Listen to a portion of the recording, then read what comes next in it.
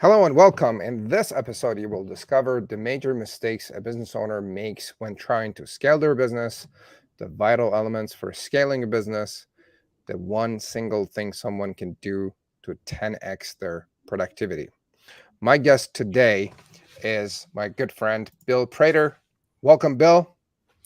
Good to see you, Mustafa. Great to see you. A long time no see.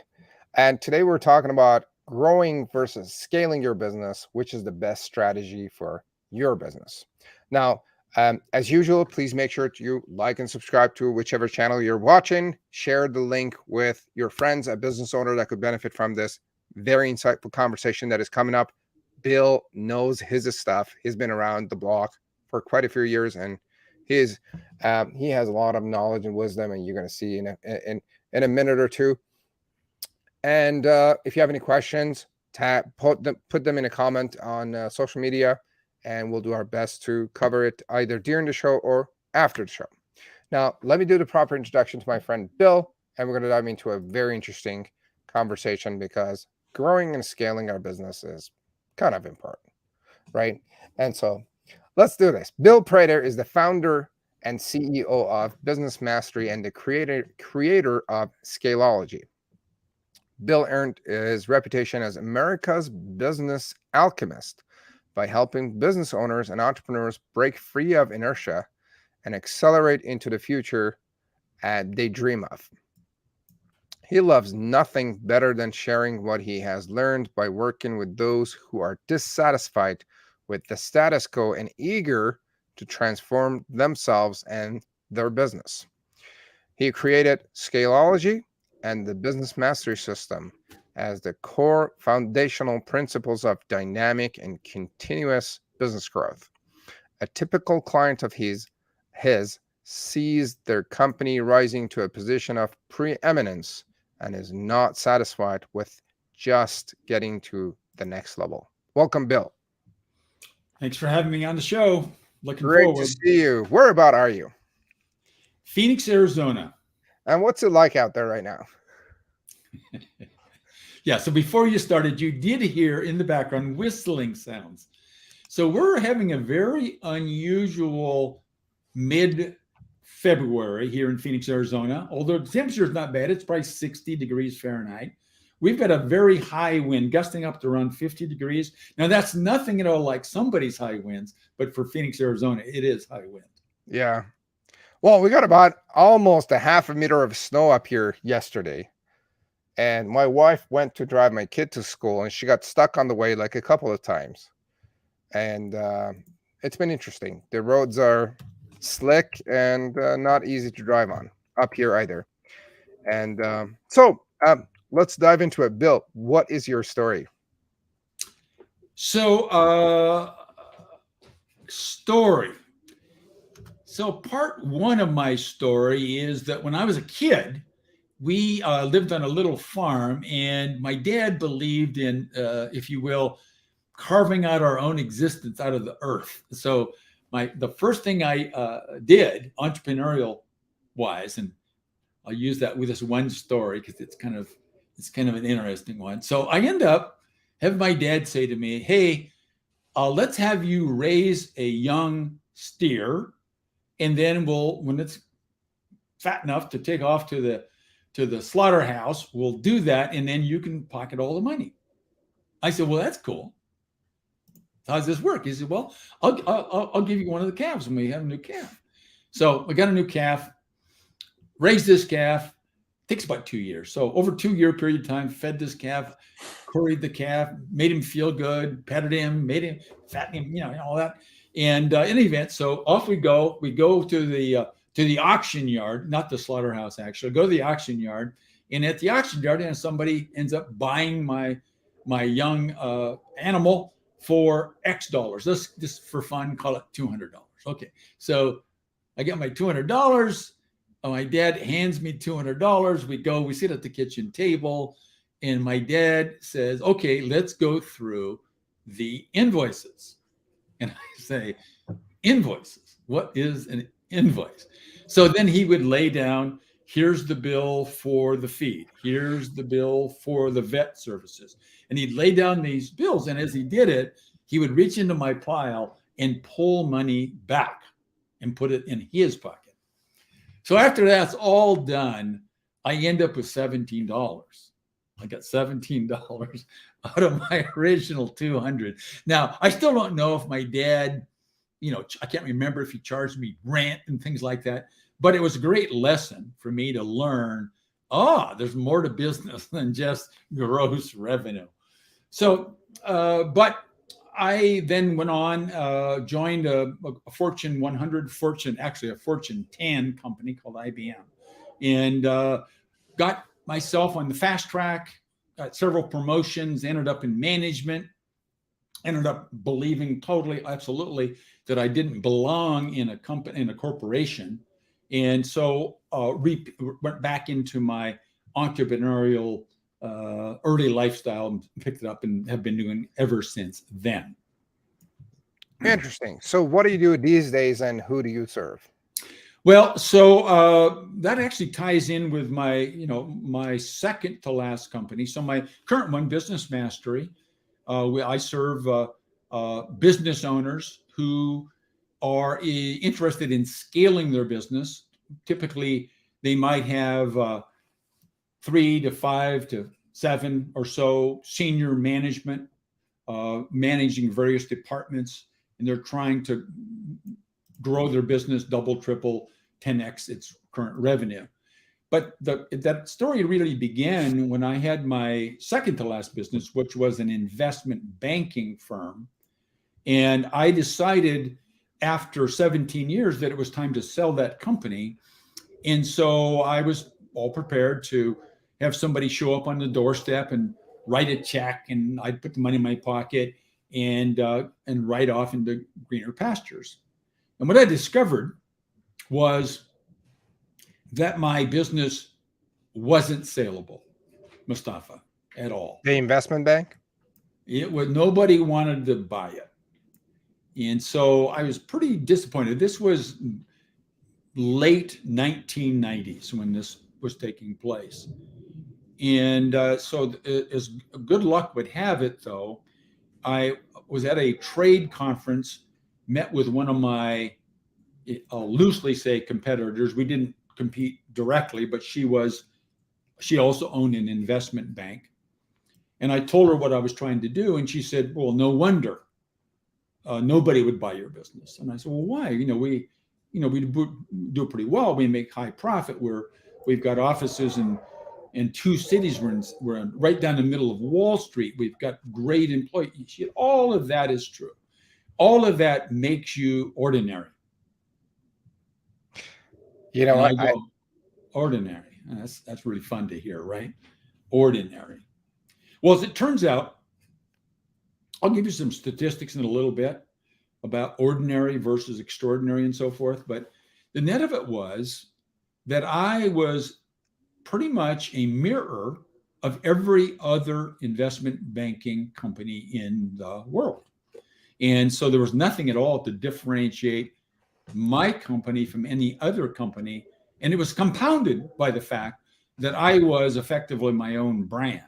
My company was called Weatherly Private Capital, but everybody knew the company through me because I was the primary face to the market, if you will. Oh. So that was the first problem that I had, was being too essential. The second problem I had is we were in what I'd call the deal business, meaning that we went through feast and famine. We'd have a deal, we'd raise the capital, we'd get paid, we'd have a nice, if you will, little pile of cash. Time would go on, we'd do another deal, and it was like a roller coaster. So at the time, I didn't know what that meant. We'll circle back in a few minutes, and we'll put another spotlight on that, Mustafa, about this roller coaster ride that I was on. Fundamentally, it was lack of a system of management. Didn't have a system of management, didn't have any managers, which brings me to the third piece. Even though I had nearly 150 employees at the time, I really had no managers. I had a head of finance. I had a junior partner that put together the deals. And I had a man that ran the entire office in New York where we had 125 people, but I had no management beyond that. And so this woman said, well, you got three problems. One, you're essential. Two, you don't have a management system going on. And three, you don't have a team at all. So that was late 1990s. In any event, so I went out and tried to solve that problem and visited with business school deans. I knew a bunch. I went to them, and they had these business schools. They had great brands: Harvard Business School, MIT, Stanford. Visited a couple more, and they all basically said the same thing to me, and that's this: Bill, you want to know how to run a business. We don't teach people how to run a business. We teach people how to be employees of businesses. So at that time, so this is late 90s, they finally learned, MBA means business administration, master of business administration. It does not say master of business ownership. And so that was a big lesson that I learned then. Second, I went to these large consulting firms, big, giant brand names. I knew a bunch of them. And the reason I knew these people is because we had a lot of interaction because of the business industry I was in. And then I found out from these consulting firms, they don't know a darn thing about running businesses either. They don't consult people in that space. They help people with projects. Today, it would be projects like installing Microsoft 365 or installing Salesforce or installing Oracle or something like that. So they're just project management companies. And so that was a dead end. And the third dead end, I had more, but the third big one was business book writers. And I knew two or three of them, super famous ones. And I went to see them and they said, hey, Bill, look, what we're writing about is public companies, which with information that's readily available. And plus the stuff we wrote about, like Good to Great, if you go back and read the aftermath 5 years later, all the Good to Great people were out of business. So that's another story. So I found a huge dead end. So I ended up creating a system of management, a philosophy of management. Today, Scaleology is the philosophy and business mastery is the system. And that's what I basically use, Mustafa, in what I currently do, helping business owners, no public companies, privately held businesses, scale their business using those three tools I just mentioned. Interesting. Couple questions. How did you have 150 people on your team and no management? I mean, were these people just doing their own thing? Yeah, so that's one of what I call the big three lies. It's one of the big three, and it's very typical for business owners to hire what they consider to be the best and the brightest. You find the best person at whatever, and then you just let them do their thing. And that's if you will, if you hire a dentist, let them do the thing, that might work pretty well. But if you're hiring different kinds of positions, they need accountability. They need goals. They need to be held accountable for completing those goals. I didn't do any of that sort of thing. We were very successful, but basically we're a collection of individual practitioners, more like a law firm than if you will, a true business. So we were successful from the outside, but internally we were a real mess. Did you, at the end of the day, end up selling this business, or what happened with that? I did, yeah. So when I finally figured out how to manage, how to differentiate myself, so I went about basically getting myself fired. At the time, I wasn't firing myself. I was just making myself unessential, created a management team. I invented a management system, which I installed. So I had three pieces. One, I had a singular strategy for growth, a mindset, I focused on that. Number two, I created a system of management. In simple terms, let's call it as a nickname, goals and controls. And then number three, I created a culture of accountability. So we created a culture where people were held accountable to certain commitments that they'd made. And as a result, within 2.5 years, I sold the business to Oppenheimer. And so didn't take long, it took me 2.5 years to change the mess into converting us to a super high performing company. Love it. What is the difference between growing and scaling a business? So even though I had 150 people, I was really growing my business. And so maybe a good illustration for you to give you and our listeners is, because people, they don't quite understand or see the difference, but if I can use Mother Nature, I can explain it. So if you think about being in the agriculture business, let's imagine we're good at growing fruit, and we decide to get in the apple business. We plant a tree. A few years later, it's able to bear fruit. And ultimately, though, if you look at an apple tree, there's no apple tree that ever grew like Jack and the Beanstalk. Apple trees grow to a certain height. They're limited by that height by Mother Nature. They produce a certain amount of apples. When you grow your business, it's just exactly the same. You are only able to grow it to the limit of your personal capability to produce something. And so that's, if you will, growing. It's very simple. That's why, being a solopreneur, being if you will, somebody that owns a beauty shop, or somebody that's a lawyer, or somebody that's in the online marketing business, or somebody that's a coach or a consultant, those are extremely simple businesses. They can only be grown. They can't be scaled.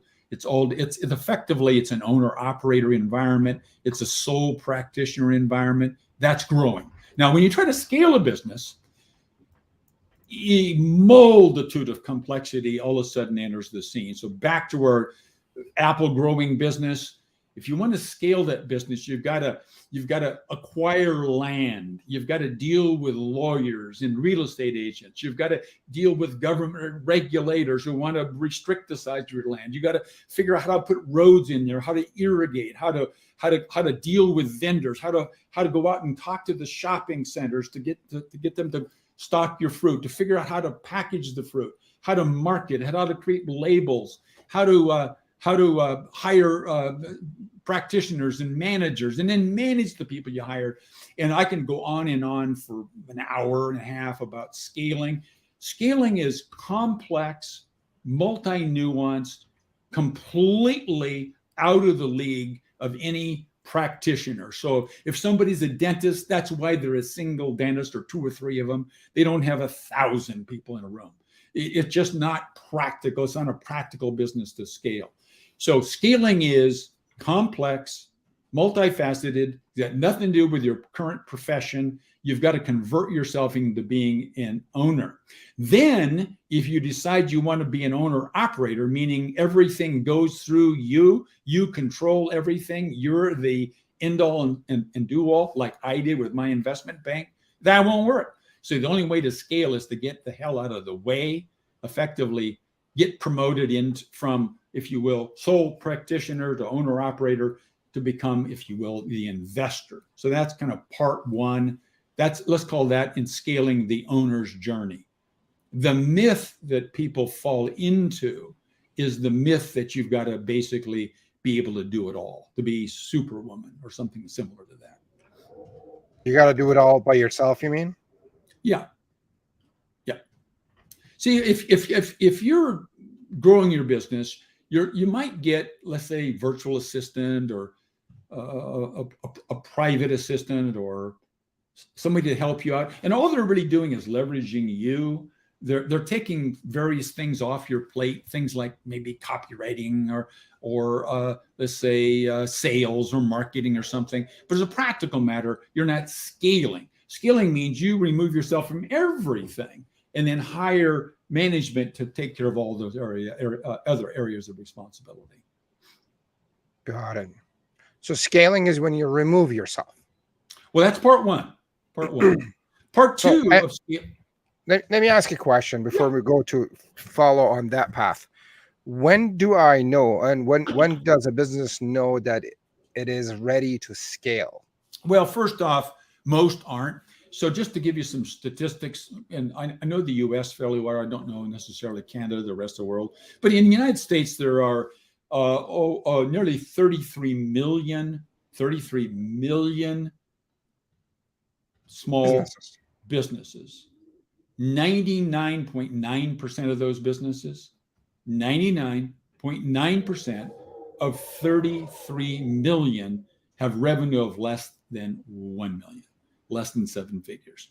So the vast majority of what's called small businesses are, as a practical matter, they're microscopic. Those businesses, the vast majority of them, will never ever get to the point where they can begin scaling. What happens is, though, that's an extremely lucrative marketplace. So if you happen to be selling to that space, i.e. the seven-figure business owner, it's super, super juicy, because those people tend to be extreme consumers, almost addicted on the next shiny penny. So they make a great mark. If you want to market to business owners, you go for the solopreneurs. They're the ones that are going to be buying everything under the sun.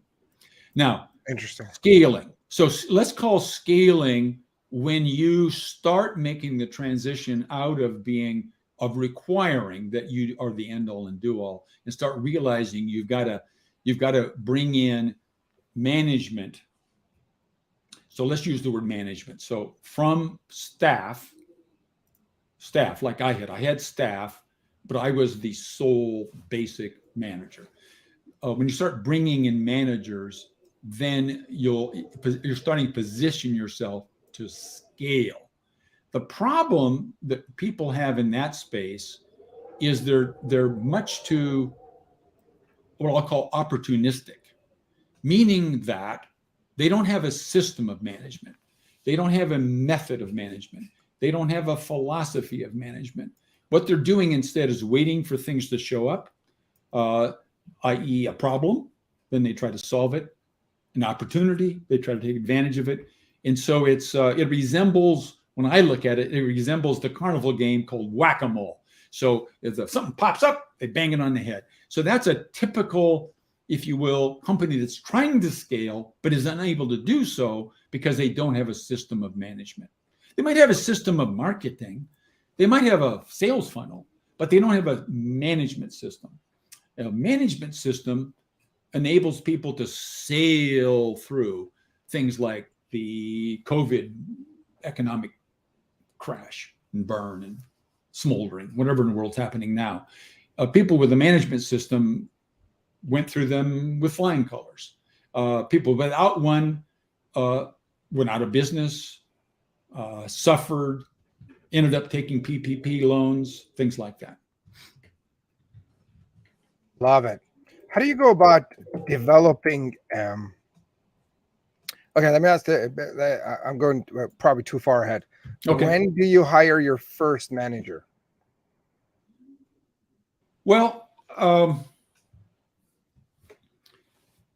but going back, I mean, with all the experience that you have, yeah. If you would have to do it all over again, when would you have hired your first manager? Okay, that's a different question. So then I can deal with an investment banking business. So yes, so the quick answer is, depending on the kind of business, is when, what manager you should hire and so forth and so on. But whenever you feel that you can identify somebody that could do a better job of managing some area of your business. And in my case, it would have been, converting Tom from being one of the principal producer in New York to being the manager of Weatherly New York office. So my first hire in that case was the branch manager. And then our next hires were managers that supported Tom, which was the directors of sales, and the director of production, and the director of finance. So we had Tom and then 3 managers almost immediately. So in my case, I hired 4 at once, or promoted 4 in my case. Finance. It was director of operation, finance, and sales. In the investment banking space. And there's a director of investment banking? No. I'm just saying that answer, if you would have said, if you were a construction company, would those be your first 3 managers? The answer would be no. It'd be different 3 managers, because you're in a different industry. Depends on the business. In my particular industry, that's the 3 that I ended up hiring first. Now, typically for someone that is watching or listening to this later, when should a business owner think about hiring their first manager? Well, first off, you got to make a decision. Am I going to be in the 99.9% that are going to stay under $1 million and be happy with it? Nothing wrong with that. When my business was south of $1 million, my own current business, I was able to net about 800,000. So nothing wrong with netting 800,000. I had very little costs. Now, if you've got a business doing less than $1 million and you're netting 50,000, you probably should figure out a way to get that revenue up so that your net would be higher. So if that's a large range of potential outcomes, but I don't think that should be your objective. Your objective should be first making a decision about what is your strategy for growth going to be. What is your singular strategy for growth? What are you going to do? What is going to be the core strategy? Once you've decided on that core strategy, then you can ask yourself and answer questions like, what management should I hire and so forth. But step one is to develop a vision for the future of some state that you want to be in. I interviewed a guy today from Denver, for example, and he told me how he wanted to build his service company. He basically does repairs for the restaurant industry, and how he wanted to build his business into something that was franchisable. So that was step one. In his mind, he was able to create a vision. Second, he had a strategy. His strategy was to build a franchise model. That was his strategy for growth. So one, vision; two, a central strategy. Once that's together, then you can start thinking about building your team. Love it. Gang, if you're watching or listening, have questions about growing and scaling your business, put them in a comment and we'll do our best to cover and respond back to you. Now, Bill, what are the vital elements for scaling a business? So we covered two already. So the first one really is that you've got to get in your mind that you need to come up with a singular strategy for growth, which really is a long-term vision and a growth strategy. And after you've got that in mind, you need to have a system, a method, a methodology for management, which is a system, it's kind of the mother system above all the other systems. So another system would be like, for example, your billing and accounts receivable system. Above that is the management system. Your sales and marketing system. Above that is your management system. Your production and quality system. Above that's the management system. A lot of companies never think about a management system. They instead think about individual departments with the manager running the individual departments. That's a little different than having practitioners do whatever in the hell they want to do, but it's not the same as having a management system. So in order to do that, in order to scale, the next super important thing to do is to collapse all the variables down to what I call a vital few. And we're going to talk a bit about personal productivity, but part of it is coming up with a vital few. A lot of people think, erroneously, that the larger, more complicated the business, the more things you have to keep track of. And I've proven over the last 25 years that's completely backward thinking. We can manage with management system any size business with a handful of what I call vital drivers. So after we've got our strategy in place, next thing to do is to create a game plan for the next, let's say, 12 months. And that game plan should include a list of vital drivers, 5, 6, maybe maximum 15 vital drivers. And that's all we need to have a super successful scaling organization. But we can't do it in any other way. So we can't just say, who am I going to hire prior to having your vision, strategy, game plan, and vital drivers determined. What are some examples of vital drivers for a business? So some that are common. Well, first off, Now so let me see if I can explain it this way. So the lower or the closer to the customer you get in a business, the more different they are. So if you're running a dental company, the customer engagement is with the drills and polishing tools and X-rays and bright lights. I mean, so that is entirely different than if you're in the, let's say, the construction business, where the closest thing to your customer would be ditches and foundations and concrete and stuff like that. So down at the if you will, the delivery level, businesses are entirely different. As we move down from vision and strategy and things into vital drivers, the vital drivers in a construction company are different than vital drivers in a dental office. But in common would be things potentially like revenue. Revenue often is a vital driver. And maybe gross margin would be another that would fit most businesses. But if you think of a typical financial statement of income statement and balance sheet, there are hundreds and hundreds and hundreds of items in there.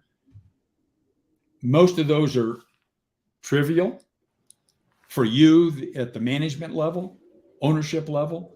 They're vital for somebody that's doing the books. But for you, you could probably get by with revenue and gross margin, for example. So that would be a couple. If you're in any sort of a business where you're delivering some product or service, another common vital driver, again, not exclusive, but common, would be quality, some sort of quality measure like refunds or customer complaints.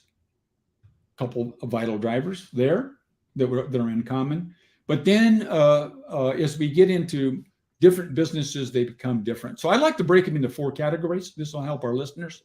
4 categories: 1, financials; 2, productivity; 3, business development; and 4, quality. If you think of 2 to 3 vital drivers for each of those 4 categories, you're well on your way to getting into the top 1% of all the businesses out there.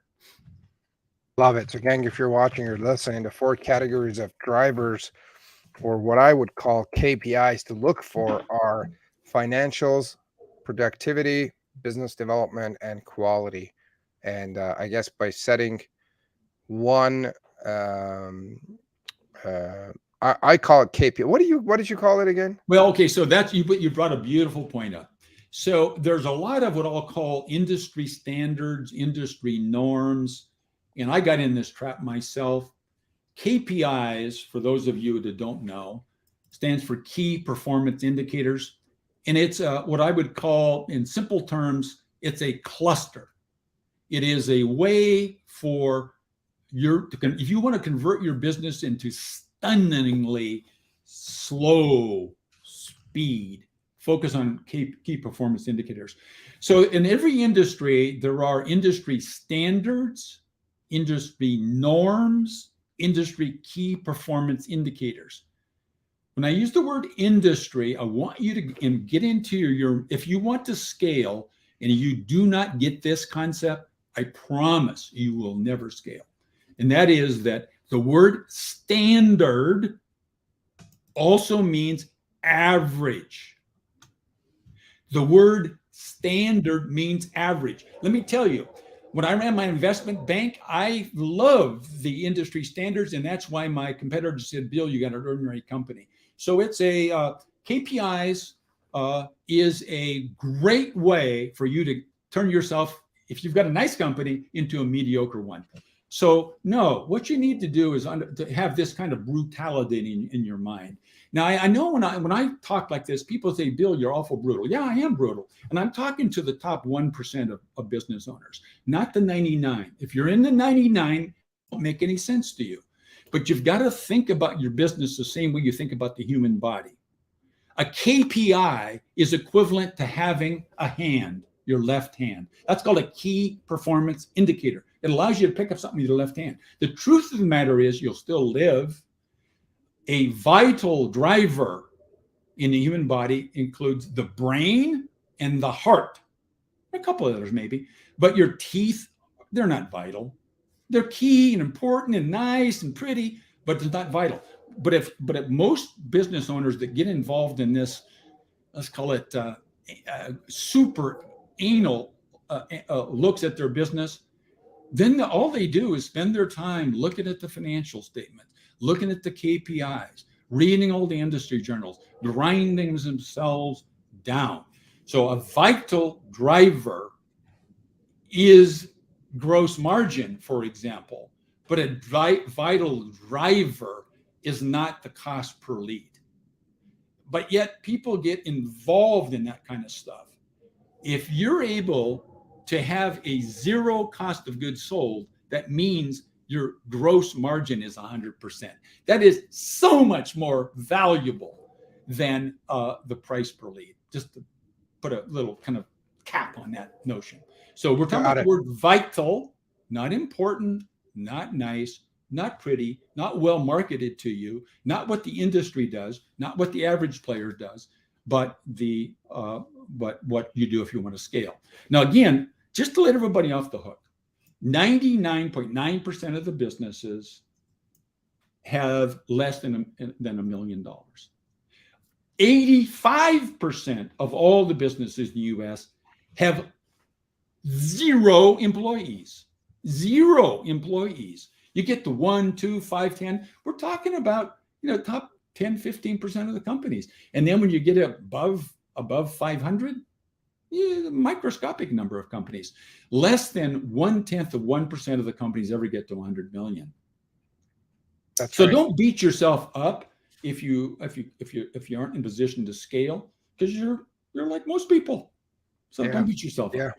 Fair enough. Well, that was a new stat I learned. 85% of businesses have zero employees. That's interesting.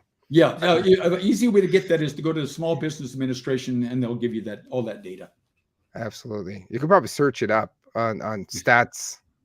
I know we have stats. Maybe. Yeah. Be careful about searching stuff out, because now you could ask ChatGPT for all the numbers. Yeah.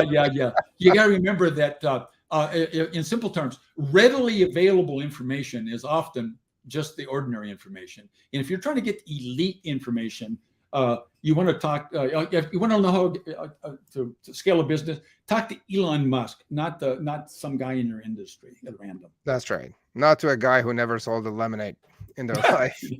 All right. So there's the answer. There's the difference between KPIs and vital. So you want to get a list of vital drivers. I'm not against KPIs. You can have them if you want, but by all means, don't spend your time looking at them.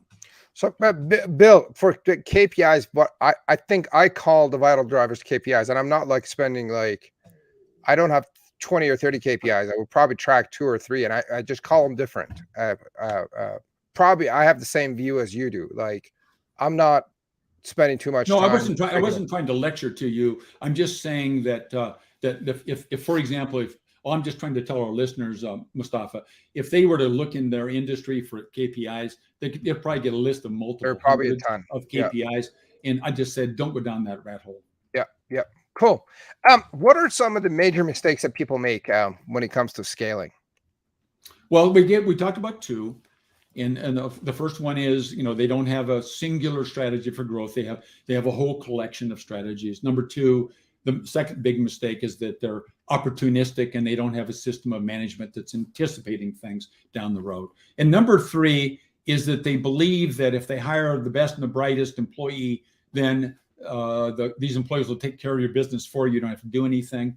And that's the exact opposite of the truth, which is you've got to have an accountability culture. So the third mistake is people fail to have a culture of accountability. Tell me more about the culture of accountability. What do you mean by that, and where do we start with that? So accountability is, in simple terms, it's got 2 parts. It's really part 1 is making commitments. So, for example, a commitment would be, I'll meet you tomorrow at noon for lunch. That's a commitment. Far too many people blow that off, show up 15 minutes late, forget about it, have some excuse, whatever. That would be the difference between accountability, i.e. showing up on time, on place every time, and a lack of accountability would be blowing people off. In a business environment, A great illustration is if I compare business to, let's say, track and field, a relay. So the way a relay works, typically there are 4-person relays. Person 1 runs leg 1, and person 2, leg 2, etc. So the accountability takes place in the exchange of the baton. Envision first woman runs 100 meters, and her job is to hand the baton to the second person. If the second person believes that the first person will keep their commitment, and that is to show up 11 seconds later and hand her the baton, she'll take off running like a bat out of hell when the person approaching is maybe 15 yards away. And then she'll be at full speed when the other person shows up. That gives a graceful handoff. A company without accountability works like this. A salesperson says, hey, George, I'm going to close Acme Construction next week, and I'd like you to order the concrete to build the building. If the head of production didn't believe the salesperson, they wouldn't do anything. And what would happen is, in the rare instance the salesman actually shows up with the agreement, the production guys will say, oh my God, you actually delivered a sale. Geez, I gotta get about ordering the equipment. So a typical company goes smash, smash, smash, and that is, if you will, a lack of accountability. So accountability culture is people make commitments and they deliver. Make commitments, they deliver, and then the management system assures that happens by holding people accountable on a frequent basis. Fantastic. So you make an accountability culture, sum things up, you make a commitment and you deliver, and you're held accountable for what you're promised. Well, but the second part of it is that the other person believes that somebody will deliver as promised and will hold them accountable for that. And what's magic about that is it means that the boss, the owner, has no job whatsoever in that transaction. It's all happening. Accountability happens without the owner's involvement.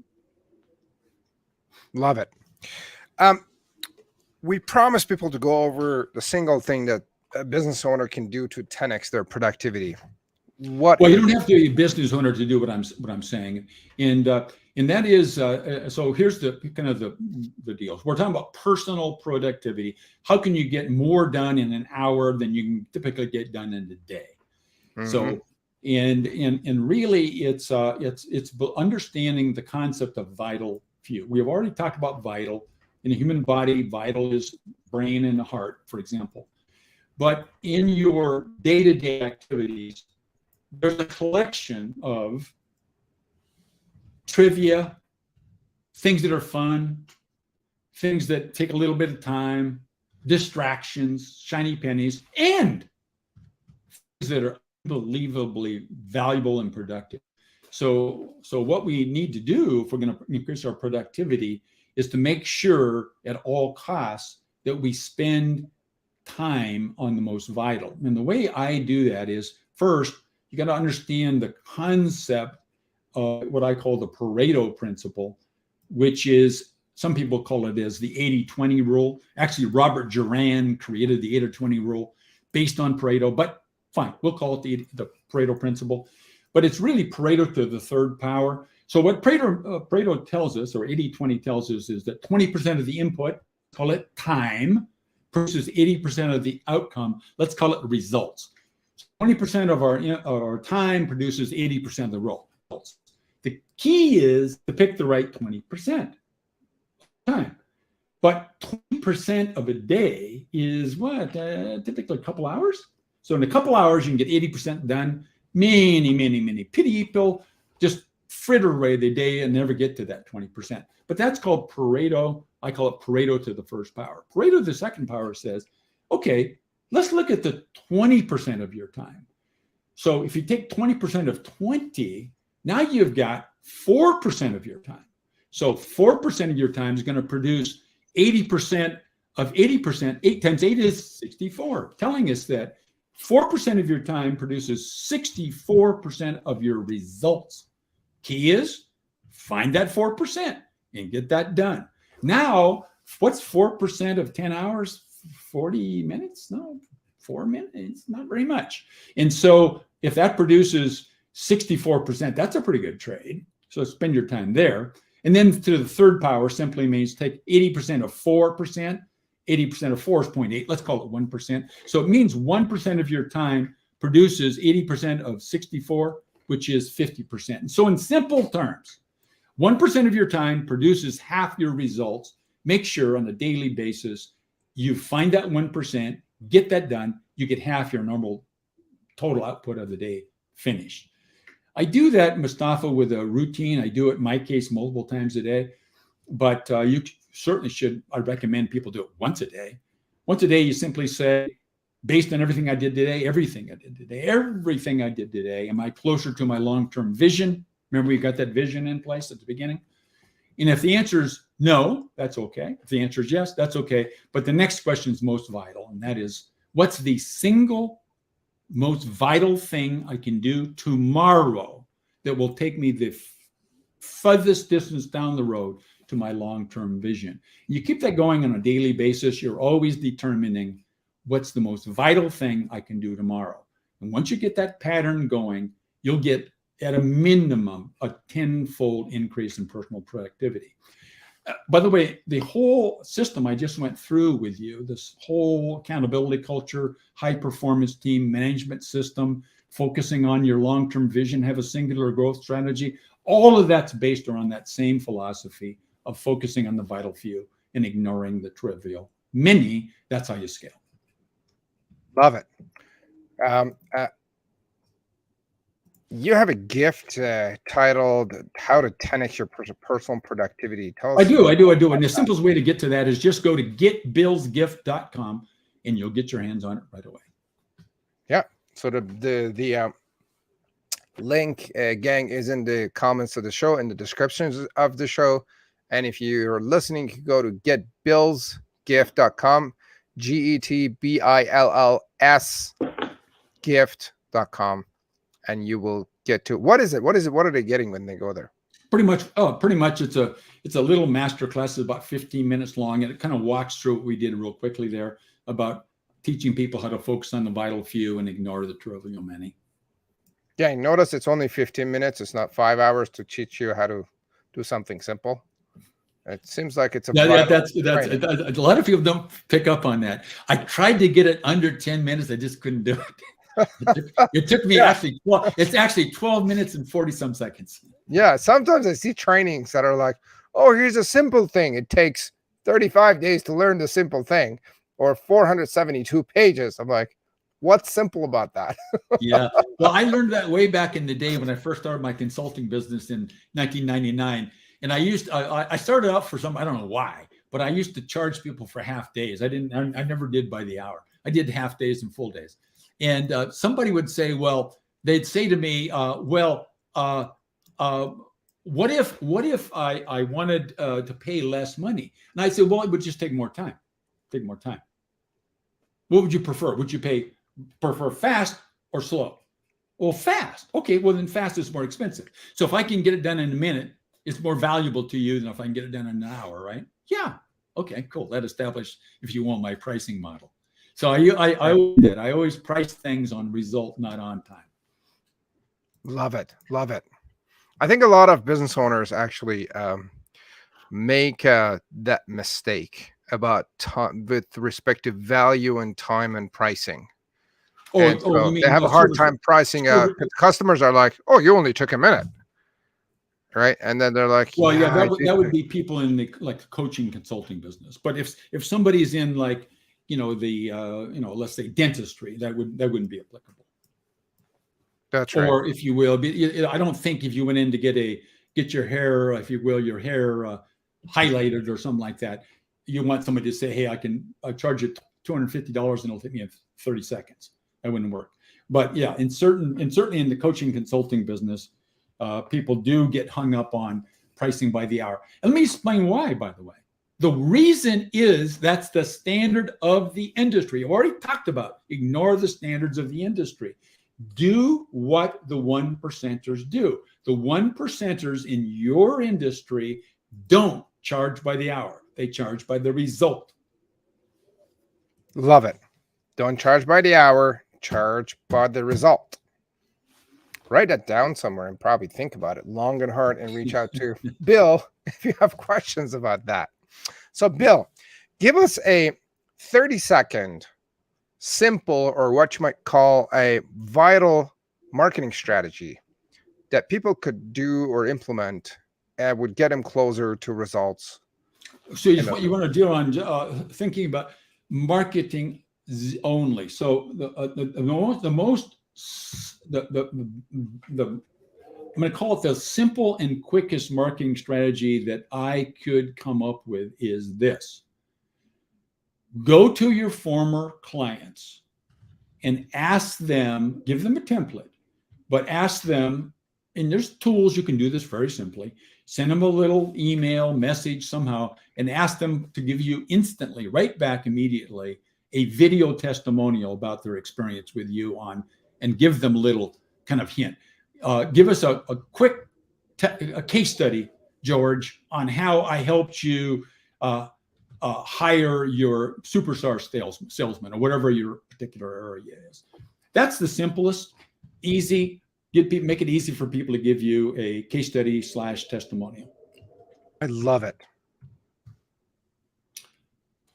Actually, as soon as you said that, we're going to use it with probably with a mutual client of ours. I'm not going to name names, but we were working on some reviews and testimonials, but not with video ones. And I think they could use some of that. So thank you for that. Look, you and I are not in the business of necessarily promoting certain vendors, but there's a tool that I use for this purpose. It's called Dubb, D-U-B-B. They have a system that does exactly what I said. Part of their system, you don't have to adopt anything. Dubb. Is that like Dubb.com? And maybe it could be Dubb.io, but their brand is pretty strong. So if you type in Dubb, like Dubb Video, you'll find them. For videos. And you can use that to solicit and get testimonials from your customers easily. Yeah, right? They actually have a little system, and they teach a little micro class that teaches you how to script a little message to your client, and say, I'd like you to get back to me immediately. And then inside the video that you send to people is a button. They push the button, it turns on their camera, the whole deal. Pretty simple. Love it. Love it. Love it. Can I ask you some personal questions? Okay. All right. What's a new thing you have tried recently, big or small? New thing I've tried recently is I've fallen in love with a cooking process called sous vide. And so, excuse me, for those of you who don't know, that's basically a high-end restaurant trick of always delivering, for example, steaks at exactly the right temperature every single time, and they're cooking dozens and dozens of them. Sous vide, you can have a bunch of, if you will, meat products in vats of hot water inside of a vacuum wrap, and you just dial the water up to the temperature you want. Then when somebody orders medium rare, you pull it out and you sear it at super high temperature, and it's delivered perfectly every single time. So when I first thought of that, it seemed so odd, but finally I understood that it had to be a vacuum sealed. It works like a top. Sous vide. How do you spell that? SOUSVIDE. Sous vide. VIDE. Sous vide. All right. Love it. I'm going to look it up. Give me 2 of your favorite books. Well, 2 of my favorite books. So I like to read The Richest Man from Babylon once a year. And so that's number 1. And number 2, I'm giving you now my annual reads. And number 2 is the famous Napoleon Hill's Think and Grow Rich. Grow Rich. Love it. What's one advice that made a big impact on business or life for you? So probably the biggest impact, I've already kind of touched on it, and that was when I had my competitors said, "Hey, Bill, your mistake is you're trying to emulate the industry average. What you need to do instead is emulate the top 1%." And in her case, like me. And she was sweet enough to let me in on the secrets I gave you a little bit earlier today. Love it. So try to copy like the top 1% instead of the rest of the pack. Correct. Love it. Bill, if you had a Facebook or Google ad where everyone around the globe could see your message, whoever had access to the internet, what would your message be for the people of Earth? You're talking about for everybody, so nothing to do with my business. You have one message everyone around the globe with access to internet could see. What would it be? Well, that would be to practice the art of ignorance. What do you mean by that? I think, unfortunately, people have been conditioned to say, I've heard that. I'm familiar with it. I know that. I know. Instead of doing that, you say, instead, even if you know it cold, somebody brings up nuclear fission and you're the world's expert in nuclear fission, instead of saying, I know that, you say, tell me more. Practice the art of ignorance. Never act like you know it all. Oh, love it. Love it. Love it. Bill, this has been an absolutely amazing conversation. Thank you for sharing all the knowledge and wisdom. You're very welcome. If you're watching or listening, go back and watch and rewatch and re-listen this episode. There was a lot of value bombs in there and nuggets and wisdom that you could use like right away. And do reach out to Bill. Go get his gift at getbillsgift.com. The how to 10x your personal productivity. He has a 15-minute video where he shows you how to become productive in like 10 minutes, which is very important and essential for your success. The 40-minute thing that moves you along about 64% in a day, or gets you closer to your goal and vision. It's vitally important to know that. And if you don't know, and if here's a tip. If everything on your list is essential, you have a problem. Yeah. Right? If everything is a 5 out of 5 or a 10 out of 10 priority, you have a problem. You don't know how to prioritize. Go watch this video and he will show you how to do it. Bill, was there anything that you perhaps wanted to talk about that we didn't get a chance to talk about? There is not. You did a fantastic job of getting clarification on some of the points I made. I appreciate that very much. I'm happy to have been here. Hopefully you're happy. Hopefully your audience is super happy as well. Gang, by liking and sharing the show on whichever channel you're watching, you will support us. You will help us get the message across to other people in your network and other people around you. If you want to share the link with them or tag a friend on social media in the conversation, if you know a business owner who could benefit from growing and scaling their business, which is pretty much every business owner, put them in a comment. Don't be shy. And if you have any questions for Bill or me, again, put them in a comment and we'll do our best to get back to you. You've been watching and listening the Simple Marketing Show. Thank you for joining us, and we will see you next week. Bye now.